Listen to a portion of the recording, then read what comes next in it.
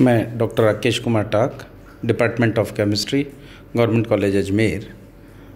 आज हम लोग कार्बोहाइड्रेट्स के स्टीरियोकेमिस्ट्री के बारे में कुछ बात करेंगे और ख़ास तौर पर इसमें हम optical isomerism that is D and L forms के बारे में बात करेंगे।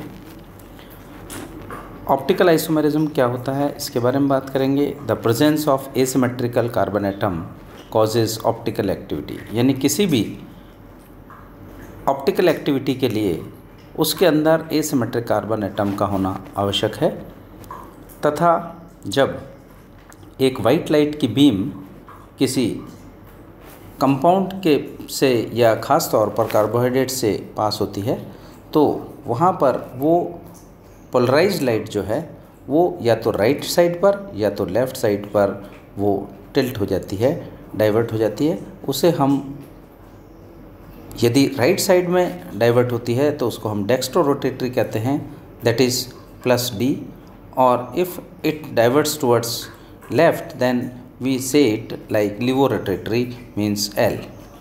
D glucose is dextro rotatory but D fructose is levo rotatory. यदि हम बात करें कि डी ग्लूकोज जो है वो डेक्स्ट्रो रोटेटरी होता है, यानी राइट हैंड साइड पर टिल्ट करता है, जबकि यदि हम डी फ्रैक्टोज को लेते हैं तो वो लेफ्ट हैंड साइड पर means it is a levo rotatory in nature. Equimolecular mixture of isomers has no rotation.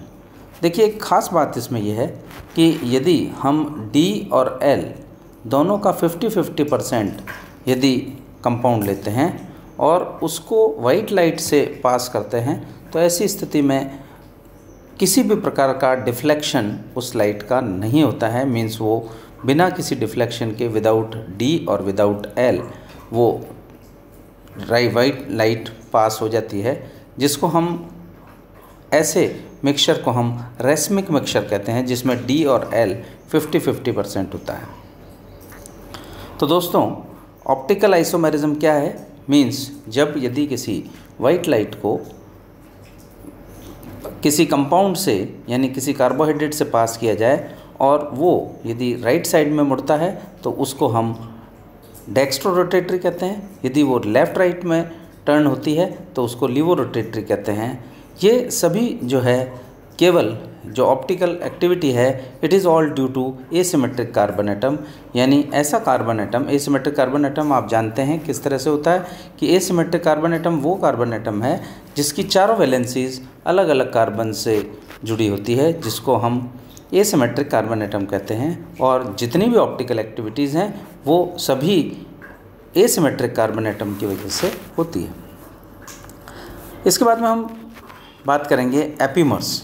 Epimers क्या होते हैं कि यदि when sugars are different from one and another only in configuration with regard to single carbon atom और other than the reference carbon atom they are called epimers. Epimers क्या हैं कि when sugars are different from one another only in configuration with regard to a single carbon atom or other than the reference carbon atom, they are called as epimers. Second term is anomers. What are anomers?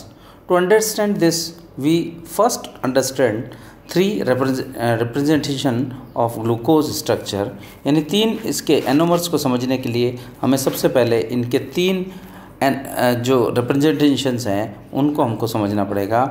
यानी पहला representation जो है वो है open chain projection formula, जिसके अंदर carbon का विन्यास इस तरह से लगाया जाता है। इसके अलावा फिशर्स फार्मूला, दूसरा फार्मूला है फिशर्स फार्मूला, और तीसरा है हावर्ट्स प्रोजेक्शन फार्मूला। इन तीनों को यदि हम देखें तो यहाँ पर देखिए पहला प्रोजेक्शन जो फार्मूला है ओपन चेन फार्मूला है, जिसमें टर्मिनल पोजीशन पर CHO ग्रुप है और बाकी HOH इस तरह से विन्यासित हैं, और 6 कार्बन पर एक OH और H विन्यासित है। यदि इस तरह से जो ओपन चेन एटम है उसकी बात करेंगे। इसके बाद में हम बात करें फिशर्स फार्मूला। फिशर्स फार्मूला क्या है? इसके टर्मिनल पोजीशन पर भी CHO ग्रुप होता है, लेकिन पहला कार्बन और पांचवा कार्बन के बीच में एक रिंग होती है। इसी तरह से हावर्थ ने जो फार्मूला दिया उसमें इसको रिंग के फॉर्म में विन्यासित किया, जो कि हम तीसरे डायग्राम से समझ सकते हैं। The first carbon aldehyde group is considered with the hydroxyl group of fifth carbon atom to form a ring. Ring structure represent hemiacetal form.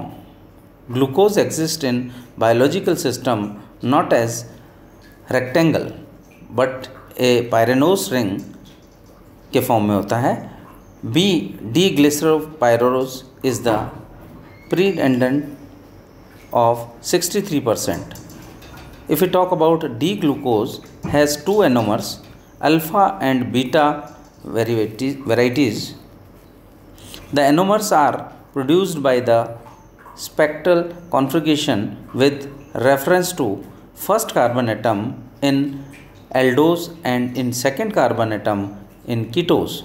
These carbon atoms are known as anomeric carbon atoms.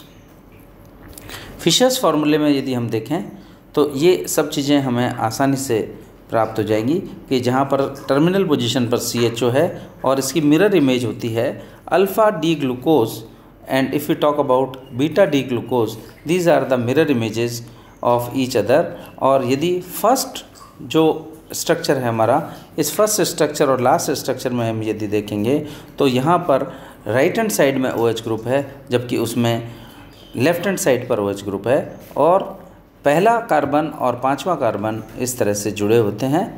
ये structure है alpha D glucose और beta D glucose.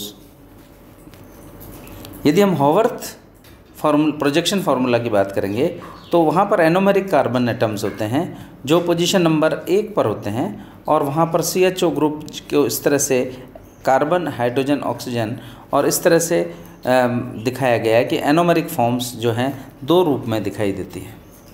अब बात करते हैं हम म्यूटर rotation की कि म्यूटर रोटेशन क्या होता है। When D glucose is crystallized at room temperature and a fresh solution is prepared, its specific rotation of polarized light is +112, but after 12 to 18 hours it changes to 52.5 degrees.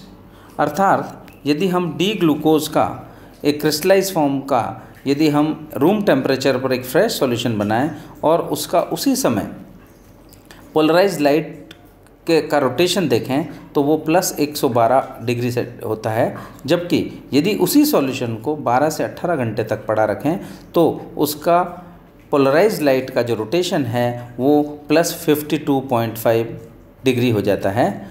The change in rotation with the time is called mutarotation. Mutarotation की बात करें और कुछ examples हैं, alpha D glucopyranose rotation of 112 and beta D glucopyranose rotation of 19 degree. तो देखिए इस तरह से ये समय के साथ साथ जो रोटेशन में चेंज आता है उसको म्यूटर रोटेशन कहते हैं। Thank you very much.